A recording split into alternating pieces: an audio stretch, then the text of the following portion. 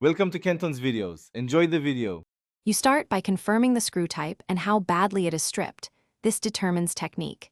Use a center punch to mark the head so drills won't wander, then clamp the part to immobilize it. If the head still protrudes, use an impact driver first. It applies torque without rounding. Make sure to select the correct bit size and to work perpendicular to the screw. Once done, you'll be ready to move to drilling or extraction steps depending on how the head behaves. Next, drill a centered pilot hole using a low-speed drill to avoid heat buildup.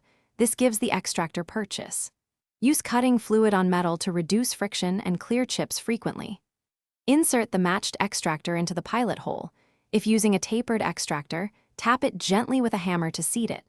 Then apply steady counterclockwise torque, either with a T-handle or by striking an impact driver, so the extractor bites and backs the screw out. If resistance starts, stop and reassess to avoid snapping the finish by cleaning out debris and inspecting threads. Chase damaged threads with an appropriate tap or use a helicoil insert if threads are compromised. If an extractor breaks off, drill deeper on center and try a larger extractor, or, as a last resort, weld a nut or bolt to the broken stub and turn it out. Use professional help for critical parts. Make sure the replacement fastener matches grade and size. If problems persist, pause and consult. Thanks for watching. Consider subscribing if we helped you.